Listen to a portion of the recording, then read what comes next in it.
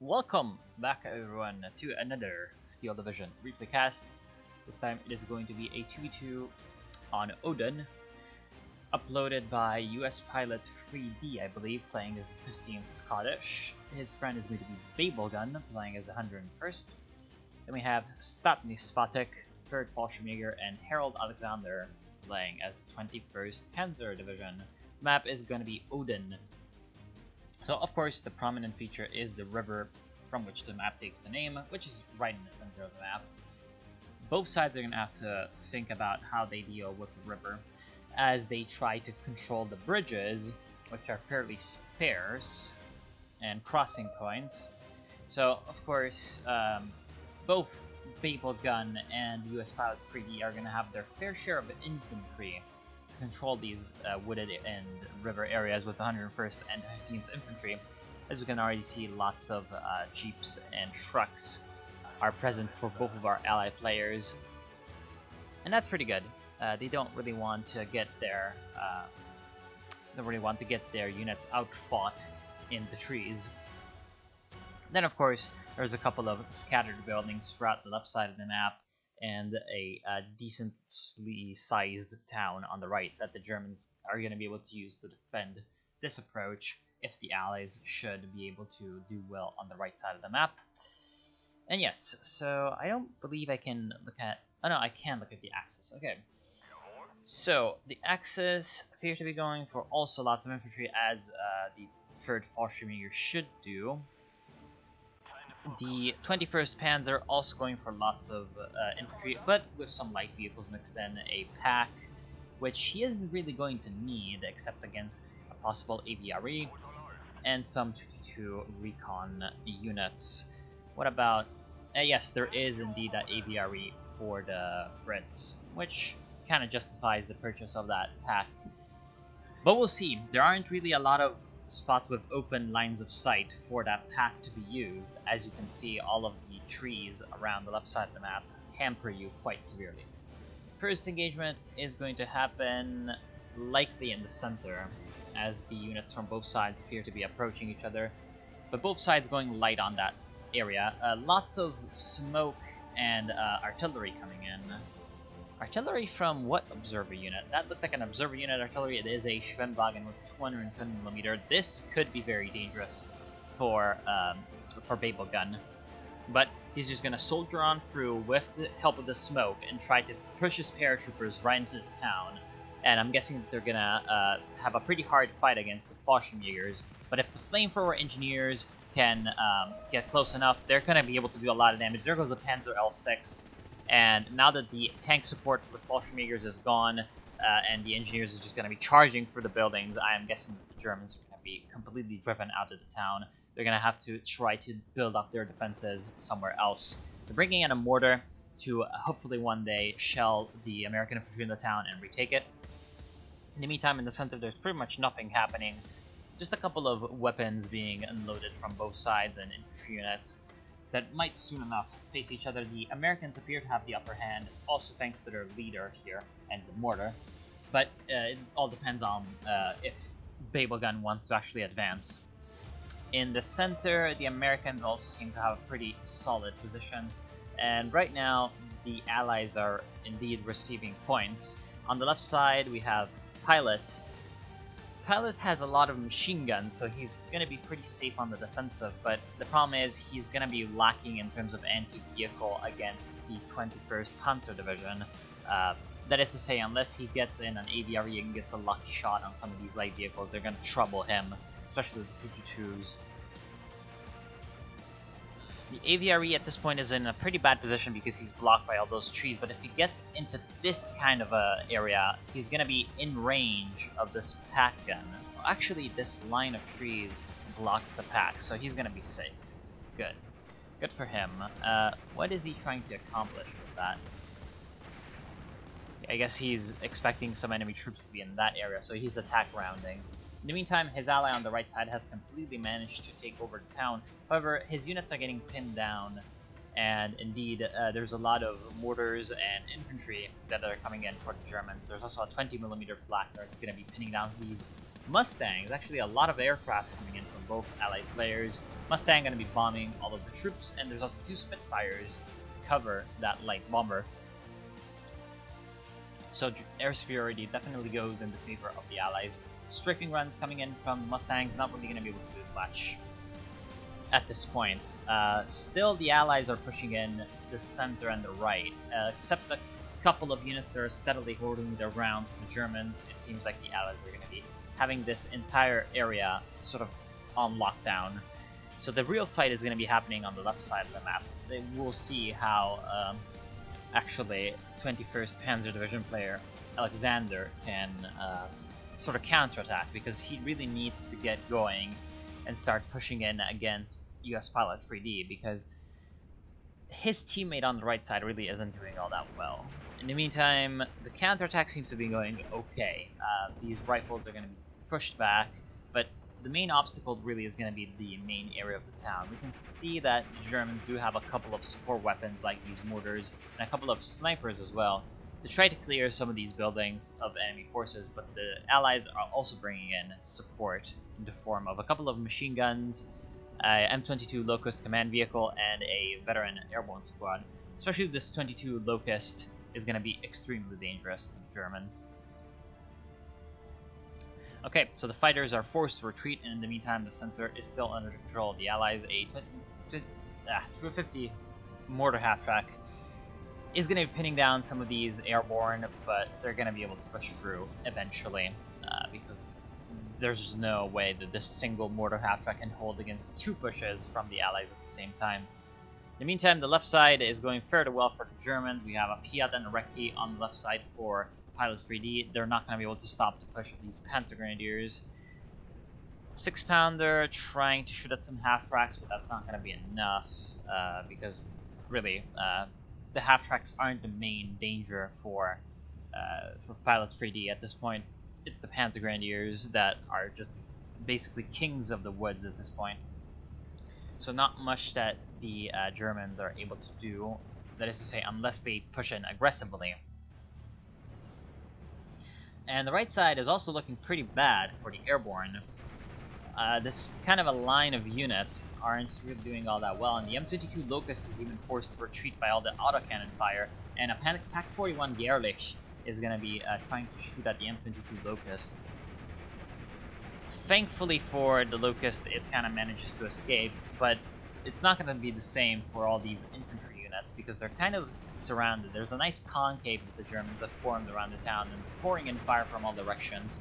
So of course, lots of suppression coming in on those airborne, and it seems like the Germans really have the edge in terms of vehicles on this side. They just have all these half-tracks that are providing fire support, and the airborne only have the M22 Locust around. They should be able to push in some of these units, these machine guns and these Pathfinders, to try to get some flanking fire on the left side of these German troops, which should be what Babelgun tries to do. Also, he can bring in some planes. Here comes the Mustang. I would not be bombing these troops. I would be bombing these troops over here, because that's where his troops need the help the most. That's going to help him wrap up these Fallschirmjägers quickly enough, forcing them to fall back into another unit, probably going to surrender. So the Allies might be able to keep control over the town on the right side. In the meantime, the left side is still pretty much neutral between both sides, and so the Allies are still ticking up in terms of points.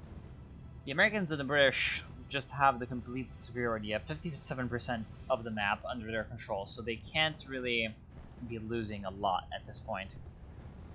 The Germans need to get some territory under their belt, especially in the right side of the map, if they want to, of course, have a shot at winning this game. Now, AVRE on the left side are going to be pretty decent against these Panzer Grenadiers in the woods. Problem is line of sight. He doesn't really see any of them, and they're also a little bit too deep in the woods to be fired at by the AVRE. A good target would be this Panzer Grenadier, however. We'll see if they get spotted anytime soon. AVRE fires at the half-track, I'm guessing. Oh no. Fires at the infantry and takes out one of the squads, in fact a leader group. So AVRE getting some results done with its 150 price tag. Of course, it is important that it does do lots of damage to Germans. And indeed, the Germans seem to be focusing on getting out a couple of counters to the aviary, namely these packs, but they aren't really using them. That's like 160 points not really being used in the fight against the Brits. So that's definitely a bit of a mistake by Harold Alexander. In the meantime, it looks like the airborne have been pushed out of the village completely, and that's really bad for our airborne player Babelgun, because the airborne really tries to anchor itself onto a position early on and keep it. When it is forced away from that position, it's going to have trouble actually reclaiming it, especially because the Germans on the right side with the third Fallschirmjäger are just bringing in so many vehicles compared to the 101st that this kind of semi-open area isn't going to be quite as easy for our American player to actually take and hold after they lose it. They only have some 37mm around for anti-tank. This might be a good idea. A 4 GPA observation vehicle with the 356mm naval guns is being brought in, and that's going to be very useful against the town. In fact, the town is already quite heavily damaged, so if a couple more naval battery salvos are fired at the town, all of the buildings might just collapse, and so the defensive advantage of the town might be negated, and the allies might just walk in with a few favorable attacks. Meantime, in the center, we see that the allies are actually losing really hard. All of the infantry squads that they had before that were doing so well have now been reduced in terms of members, and they especially now have absolutely no anti-vehicle cover or long-range weapons, so they're having a lot of trouble against the Speer troops and the 222 scout cars that the Germans are bringing in.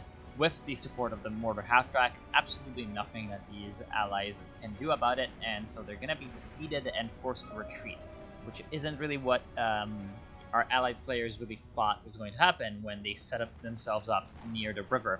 They thought that that was, along with the woods, enough of a defensive obstacle to hold the Germans back, but now they're going to have to sort of revise their strategy. This little battle group with a machine gun and a 37mm AT gun is going to be able to hold against attacks, but the counter to this is the mortar half-track, which needs a few rounds. It's only got 12 rounds left, but once it does have, it's going to be able to force back these support weapons. There goes one of the packs on the left side. The pack half-tracks. Looks like it got ambushed by a 6-pounder, so good job by US Pilot using the woods to his advantage, getting the 6-pounder a nice kill. Even more reinforcements are pouring in for the Brits on the left side. Command unit with a command Stuart. That's going to be very strong against infantry with the 3 machine guns. Actually, no, only 2 machine guns that the command Stuart brings to the table with 5 armor. And then even a command Churchill 7. That's going to be the big expenditure for the Brits. Of course, that could be very, very useful against the Panzergrenadiers at long ranges, but in this wooded area, Mr. Pilot 3D is going to have to be very careful about where he sends his Churchill, because he might just walk straight into an ambush of a Panzergrenadier with a Panzerfaust that can, of course, just destroy the Churchill in one hit, and that's not what he wants to do. And in the meantime, we see that lots of planes being brought in by the Allies are having their successes. They even shoot down a German aircraft that was brought in to counter the Allied Air Force. A second Focke-Wulf 190 might go down, indeed, to the swarm of Allied fighters, and indeed, I don't think it's going to be able to escape.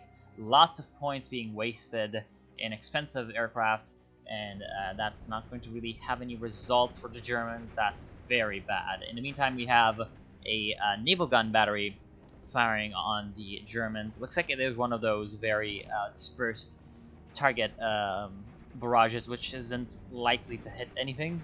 Most likely just going to fall on some empty trees, but it might just get a lucky hit and destroy one of these infantry squads. Meantime, the Allied Air Force is just running rampant for the rear. It destroys a mortar. It's just strafing a lot of German stuff, and that's not going to be quite as effective as some bombers would have been, but it's still going to be very annoying for our German players. In the meantime, lots of damage being dealt by the artillery barrage in terms of suppression. But at this point, there aren't really many Allied units in the area that can take advantage of such suppression. There's only 1 squad of airborne. Now, though, Babelgun is bringing in a D.D. Sherman. So D.D. Sherman might be able to do something about this and push in. Lots of weird terrain going on, and looks like these troops are going to get surrounded, so that's not very nice for the Germans. Indeed, it looks like this Fallschirmjäger Spähtrupp doesn't actually have the airborne modifier to where they don't take increased suppression damage in position of encirclement. So, I don't know. Weird. The Allies still have the upper hand in terms of victory points, however. They have 820, 830 VPs as opposed to the German 46. Of course, they still have 52% of the map under their control, so they're going to be taking points pretty quickly still at a +1. And that's not good for the Germans. They still need to sort of form up a counterattack. Now, the 21st Panzer in Phase C, which is going to start in 4 minutes, is going to have access to some very, very heavy vehicles. Of course, they're going to have to use them correctly. There is already a heavy vehicle on the field for the 15th Infantry, which is this Churchill. And right now, the 15th Infantry seems to be trying to push through with some Stuarts and the Churchill to try to get some territory under its control. Now that the Germans seem to be focusing more on the right side of the map, which is of course a good decision by Pilot 3D. It remains to be seen how he's going to be dealing with all these Fallschirmjägers just kind of staying near the woods and hiding. Because I think that the main problem for Pilot 3D is that he's not going for any artillery. Artillery right now would be very useful in dealing with these infantry units entrenched in the woods. Because of course, it could just displace or outright kill them without having to assault the positions directly as he's doing right now. It's still working out for him really well because of the support of the command Churchill, but as you can see, some of the more tougher positions to take, like this wooded area, is going to be a little bit harder to take. Thankfully, there's the AVRE, which manages to destroy one of these infantry units. In the meantime, lots of punishment being brought in by these Fallschirm Pioneers on the left side. However, there's lots of machine guns for the Brits on this side, and also a couple of armored cars and armored vehicles coming in to support, so they might be able to do quite well. Pack being run in 75mm to try to destroy these armored vehicles for the Allies, but they're gonna bomb the Pack and strafe it.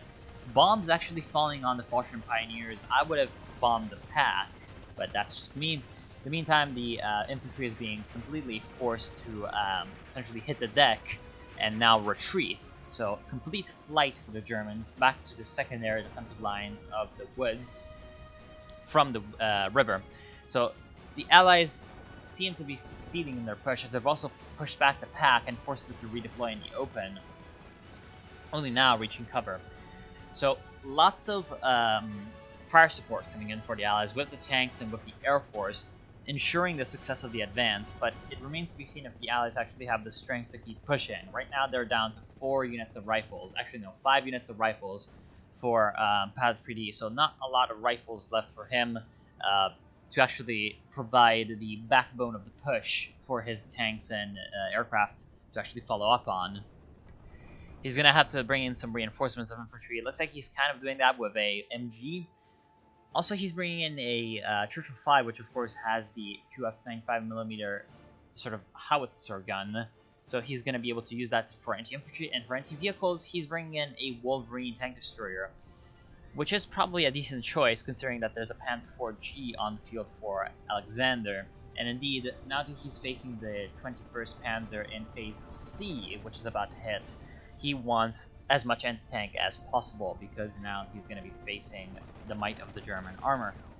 At the same time, there's a Vielfachwerfer, and that could be pretty dangerous for the Allied infantry because of all the suppression.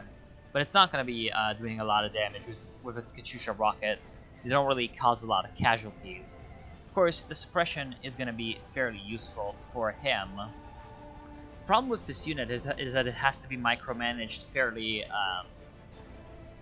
attentively by the owner, because you're firing it, and then when it continues to fire onto one area after you actually provide the suppression, it doesn't really do a lot. So you'd want to stop the fire and focus the fire on something else. It's got a very, very low reload time, so it can fire on something, then you can stop the attack and fire on somewhere else really, really quickly, because the aiming time and reload time is so very low.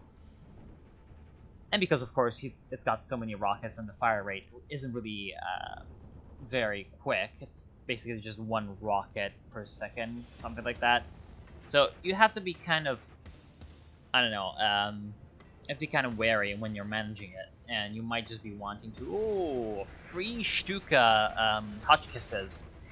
So lots of points being invested into artillery. That's 360?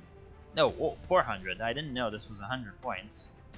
Damn, must have nerfed it. Yeah, so 400 points in terms of artillery for the German player. That's useful against the riflemen, but the riflemen really aren't what is pushing through for Pilot 3D. The riflemen are just the backbone trying to, oh, there goes the Panzer 4G, trying to provide line of sight and also, of course, taking hits for the push. But really what's doing the damage are the Churchills and the backline support weapons. So this push isn't really relying on the infantry to succeed. We'll see whether or not these Stukas actually do a lot for our German players. Looks like the AT gun's being targeted. AT gun goes down. Secondarily, I'm thinking that he's going to be targeting this wood. Oh no, he fires at the Churchill and Vickers machine gun, providing, looks like a bit of a wall of fire to prevent further Allied pushes into his territory. He's just trying to, I guess, destroy any chances the Allies have of actually pushing through this area, but really, it didn't actually do a lot of damage to the Allied forces. I don't know. In the meantime, the Germans seem to have completely held the right side of the map throughout the area of the river. So not a lot that the Airborne was able to do to reclaim its territory. The Allies are still winning in terms of VPs. That's only because the situation is stalled and the Allies have a bit of a lead built up.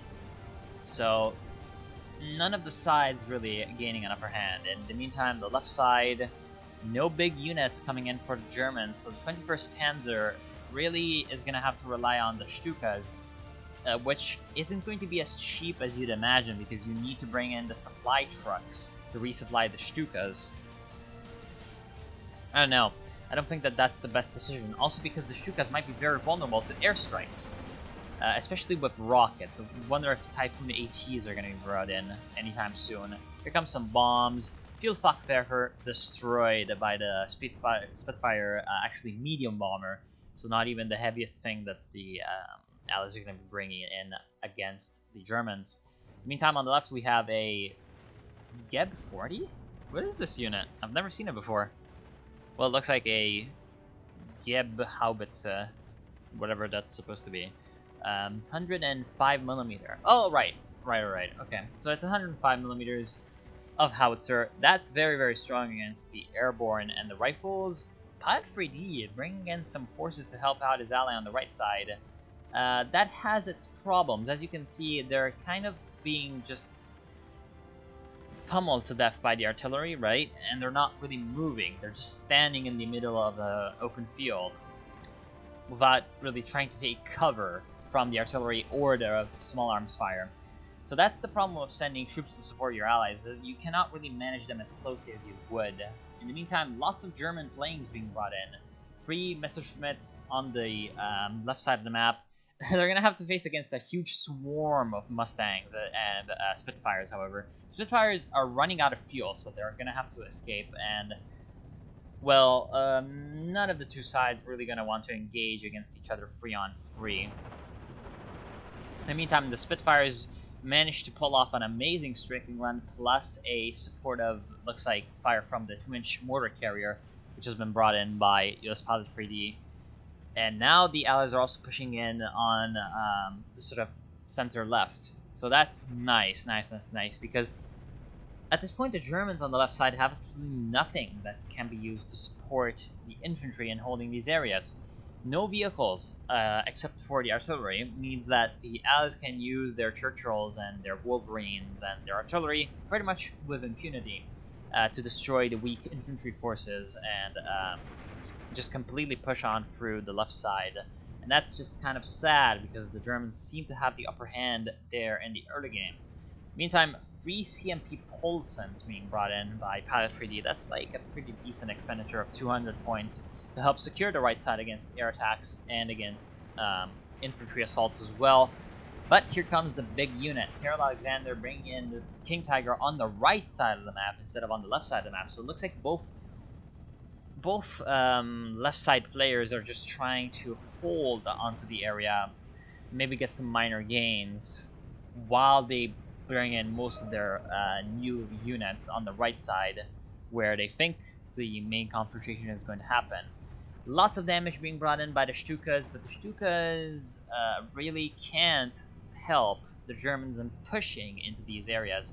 The Germans are going to have to actually bring in units to push in there, and I don't think the Panzer IV-G is going to be the correct unit. 130 points. This is a very cheap tank, of course, but at this point, we're fighting over some very tight woods, so a tank really isn't going to be the best. Although, all the AT guns have been destroyed by the fire of the Stukas, so this Panzer IV-G has a bit of a window where it can operate.